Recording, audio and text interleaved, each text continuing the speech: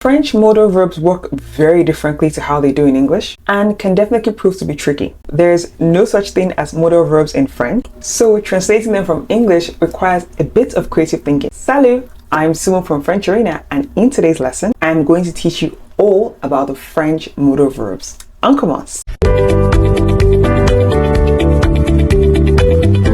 Now, before we dive into the French modal verbs, you're going to ask, what is a modal verb? Also known as a modal auxiliary or modal, it's a verb that has no conjugation and expresses the mood of the verb that follows it. Now, modals are used to express certain sentiments such as abilities, habits, solid plans and certainties, wishes and desires, promises and possibilities, and necessities and obligations. Let's say you already know the 20 most common French verbs, or you know how to conjugate all ER verbs in the present tense. What's next? It's definitely learning the French modal verbs.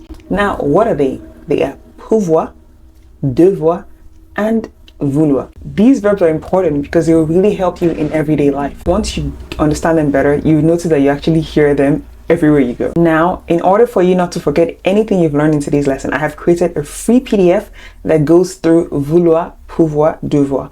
Also in that PDF, I have gone ahead to create a free quiz for you, and I have given you even more examples than you're going to watch in today's lesson. If you're interested in having today's lesson, all you need to do is put in your email and your name in the link in the description box below, and the PDF gets sent directly to your inbox.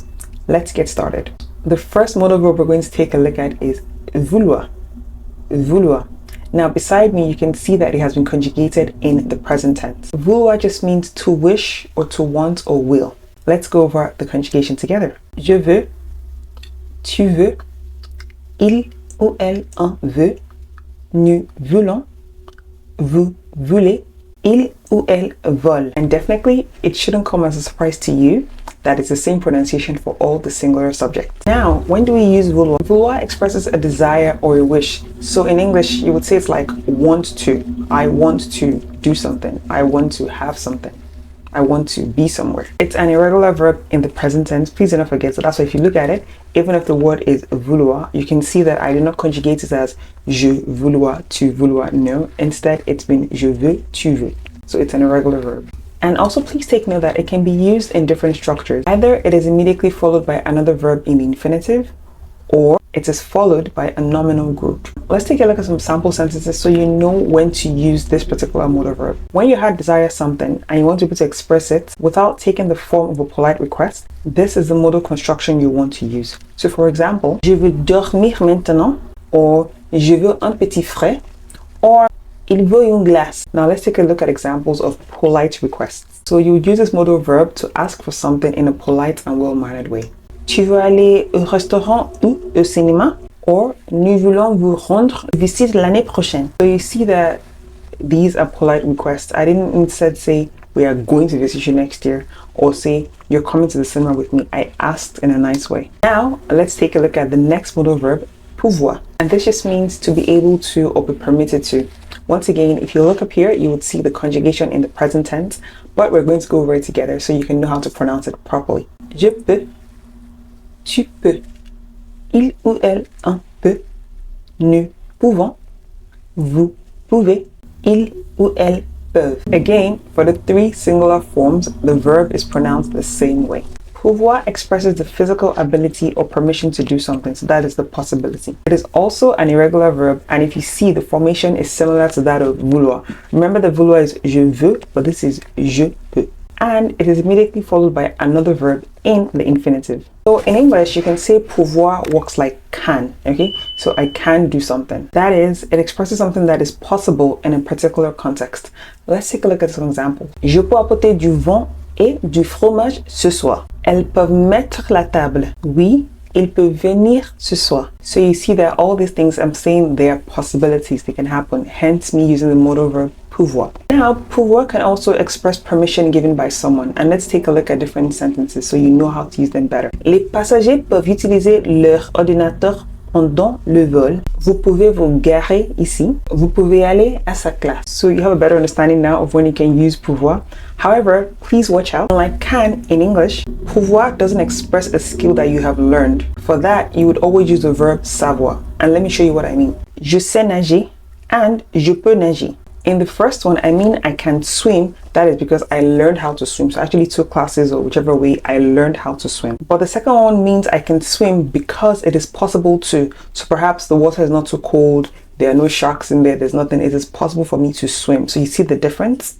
Or look at this other example. Je peux conduire, or sait-il conduire? Now, the first one means I can drive. Why can you drive? Probably because I have a car, because I'm free, I have nothing to do at the moment, and I can take you wherever you want to go. However, the second one is asking, does the person know how to drive? So does the person have a driver's license? Can the person get into a vehicle and move it?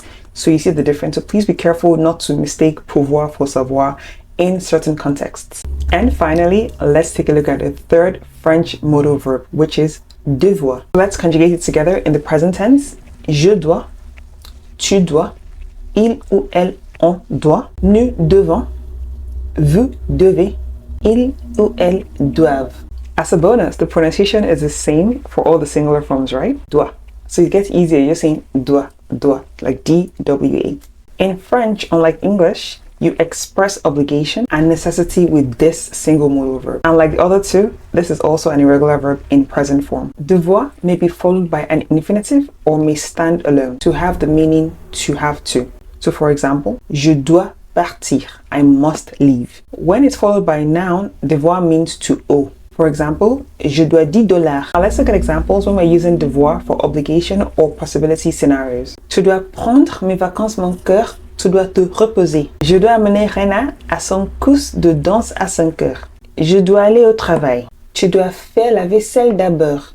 Elle doit faire ses devoirs. Now, devoir can also express probability. So for example, Suzanne n'est pas là, elle doit être malade. So you see that this is a probability. They are not sure that Susan is actually ill. They just think she might be ill because she's not at work today. Another example, quel bel endroit. Nous devons être ici pour célébrer quelque chose de grand. So you see that you can use devoir when you're not completely sure, or perhaps you have a suspicion about something. Please note that the auxiliary verb être must be followed. And so you cannot just say nous devons whatever. You must say nous devons and then être. Now, let's do a quick quiz just to be sure that you actually understand when to use each of the modal verbs. I'm going to ask you 5 questions, and in the comment section below, please let me know if you got everything or how many you got. Number 1, translate this sentence from English to French. We must hurry. We are already late. Is it A, B, or C? Nous devons nous dépêcher. Nous sommes déjà en retard. Number 2, do you have to leave now? Is it A, B, or C? Exactly, it is C. Vous devez partir maintenant. Number 3, can I have some water? Is it A, B, or C?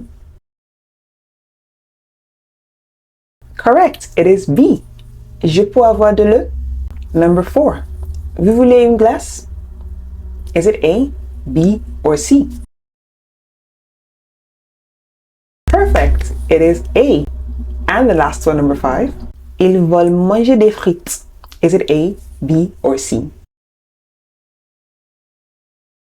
Bravo, it is B. All right, there you have it. Now you can definitely see that modal verbs are very, very useful for speaking French. In today's lesson, I hope you've been able to learn what the French modal verbs are, how to conjugate them in the present tense, and also how to use them with other verbs. So imagine you finally got a chance to go to France. Now you can practice all the French you've been learning, right? And at the hotel, you want to ask the concierge some questions about what you can do, what you can see. Don't forget that in order to express what you can and what you want to do, as well as what you simply must see, you would definitely need the French modal verbs. I hope you enjoyed today's lesson. And please do not forget that if you want to remember everything you've learned, have more examples, and obviously practice again with a special quiz, put your name and email address in the link in the description box below, and today's lesson will be sent directly to your inbox. Do not forget to subscribe, like this video, and please share with anyone else who wants to learn more about the French modal verbs. Now that you've mastered the French modal verbs, the next step is for you to understand and know how to use proper French phrasal verbs.